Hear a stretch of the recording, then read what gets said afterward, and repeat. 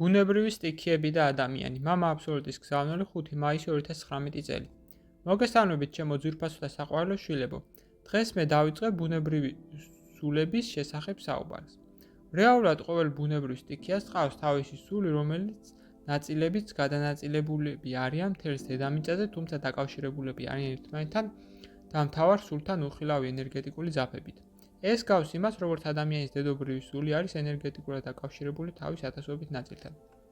თავის მხრივ ყველა სტიქიის სულები მიწის, წყლის, აირისა და ცეცხლის შედიან თქვენი პლანეტის ერთიან ენერგეტიკულ სისტემაში და არიან მის განუყოფელი ნაწილები, რის გამოც ექვემდებარებიან საერთო სამყაროს კანონებს. ადამიანისათვის განსაკუთრებით თვალსაჩინოდ ეს ვლინდება მაშინ, როდესაც ბუნებრივი სტიქიები მისი მხრიდან ბუნების მიმართ ბარბაროსული მოპყრობის გამო ჯანყდებიან, რაც იწვევს კატაკლიზმებს. ახლა კი მოვიდათ, რომ მოგიყოთ უფრო დაწვრილებით თქვენსა და ბუნებრივ სტიქიებს შორის განუყოფელ კავშირზე და ყოველ მათგანთან ენერგეტიკულად ურთიერთქმედებაზე. ძველ პერიოდში ადამიანი ღმერთები პატივს მიაგებდნენ დედამიწას როგორც წმინდა არსებას და საკუთარ თავებს უწოდებდნენ მის შვილებს, ხოლო თავად პლანეტას დედას, ძიძა-მარჩენარს, მზეთუნახავს თუ მცველს. ისინი სიამოვნებას იღებდნენ მისი წარმოუდგენელი სილამაზითა და გულუხობით, რის შედეგადაც დედამიწა უფრო მეტ სიკეთეს უბრუნებდა მათ. კაცობრიობის სული, ის კოლექტიური ცნობიერება და დედამიწის ბუნებრივი სტიქიები ყველა სული ცხოვრობდნენ ერთმანეთთან ჰარმონიასა და ერთობაში. მათ შორის დაყოფა დაიწყო მხოლოდ მაშინ, როდესაც ადამიანმა დაიწყო ვიბრაციებში დაცემა, სანამ არ მოხვდა მესამე განზომილების ენერგეტიკულ სივრცეში.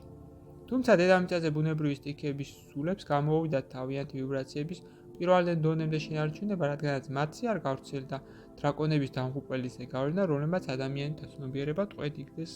ბუნებრივი სტიქიების ცნობიერება დარჩა სუფთა, თავისუფალი და ისეთივე მშვენიერი, როგორიც ის იყო დედამიწის ოქროს ხანის პერიოდში, როდესაც ისინი იყვნენ ღმერთკაცის ცნობიერების ტოლ დონეზე.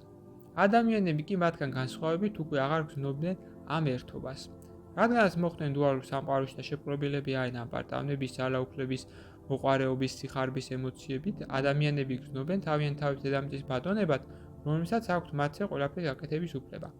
ამგვარად ადამიანისა და ბუნებრივი სტიქიების ერთობა და ჰარმონიის ენერგეტიკული სივრცე გადაიზარდა მათ დაპირისპირებაში, რომელიც ამჟამად პიკს აღწევს. შემდგომ გზავნილებში კი მოგიყვებით ყოველ ბუნებრივ სტიქიაზე უფრო დაწვრილებით მათ იერარქიულ სისტემაზე და ადამიანებთან ენერგეტიკულ ურთიერთქმედების მექანიზმზე.